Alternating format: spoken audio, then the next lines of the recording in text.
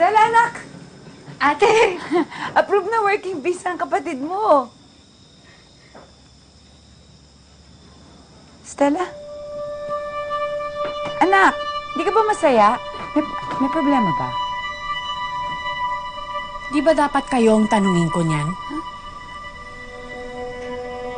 Nag-usap kami ni Romeo. Nay, bakit niyo ako siniraan sa kanya? Bakit kailangan ninyong pakialaman yung buhay ko? Hindi pa ba sapat na binigay ko na ang lahat sa inyo? Buong buo, pati buhay ko? Ate! Nay, bakit kailangan yung gumawa ng kwento para iwasan ako ng tao? Grabe ka naman magsalita kay nanay. Hindi po ako mag-away-away. Anak, ayoko lang naman maulit yung nakaraan. Ikaw lang naman iniisip ko, ayoko masasaktan ka ulit. Bakit sa tingin ninyo hindi ako nasasaktan ngayon dahil sa ginawa ninyo? Daya-daya nyo naman, Nay, eh. Pati ba naman yung natitirang kaligayahan ko, kukunin nyo pa? Anak, hindi naman ganun yung gusto kong mangyari. Kung alam ko lang, sana hindi ko na kayo tinulungan noon. Nay!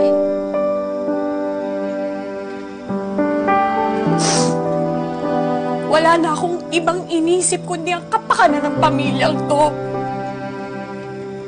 Nahihirapan ako ngayon sa sakit na to. Dahil iniligtas ko kayo noon. Dahil gusto kong maduktungan pa ang buhay ninyo. Alam mo, kung sawa ka na sa pamilya mo, edi lumayas ka. Kung alam ko lang, na balang araw, isusumbat mo sa akin yung pagbigay mo ng kidney mo sa akin. Sana inayaan mo na lang ako mamatay. Sana pinabayaan mo na lang itong pamilyang to. Nay!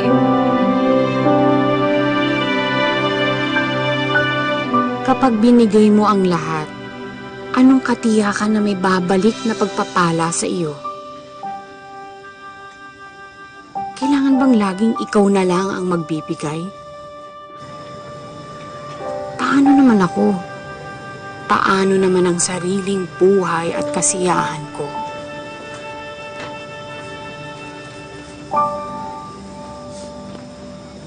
Tita, huwag na po kayong umalis. Tita, ako na lang po magsusuri para po sa kanila.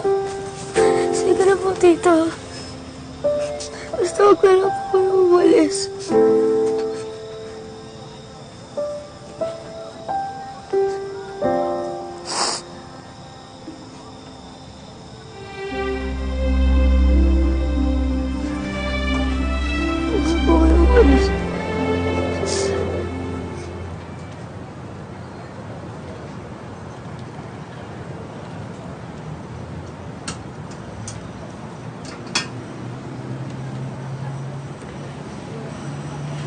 Nay, galit ka pa ba sa akin? Anak, sa dami ng sinakripisyo mo para sa pamilya, para sa akin, parang wala naman akong dahilan para magalit sa'yo. Ay, pasensya ka na. Nasaktan lang naman po ako sa ginawa ninyo sa akin, eh. Sana naman po maintindihan nyo naman po yun, Nay. Anak, may kasalanan din naman ako. Nanghimasok ako sa buhay mo. Sa kagustuhan kong hindi na masaktan ang anak ko.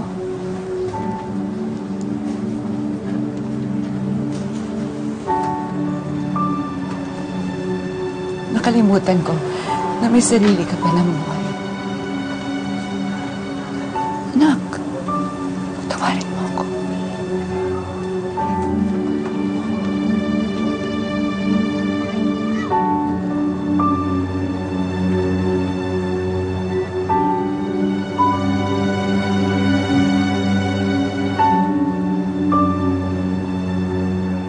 Meron kang gustong tao.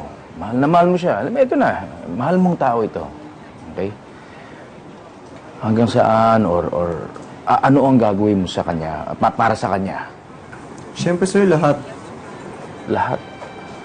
Paano lahat? Lahat is lahat. Eh kasi, mahal mo eh. So, handa kang mag-sacrifice. Kasi, gagawin mo yung lahat, sir, dahil gusto mo. At saka, kaya po tayo nagmamahal, hindi para maging tayong masaya, kundi para maging masaya yung taong mahal natin. Teka muna, kahit na alam mong mawawala din siya sa'yo. Medyo mahirap yan, sir.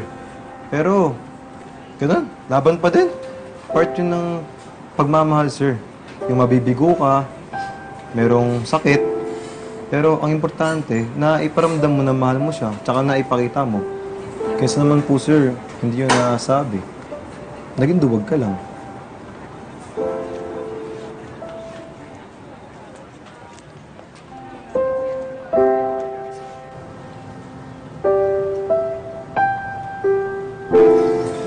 Ate, alam ko malaki yung pagkukulang ko dito sa pamilya na to. Pero sana bigyan mo ko ng chance na bumawi. Tsaka thank you kasi mahal na mahal mo kami ng anak ko. Stoy, ano ba kayo dyan? Kain na, lalamig ang pagkain. Yung juice mo. Dito yung lakabe. Alam ko naman eh. Ay, Apo! Stella. May naghahanap siya.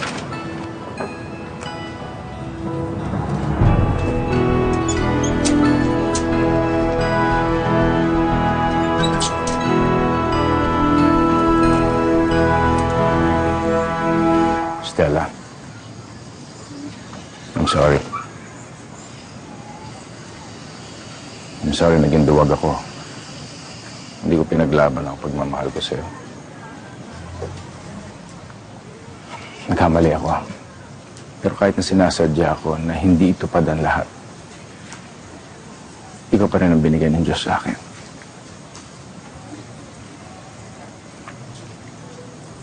Stella, kahit na wala na si Mama,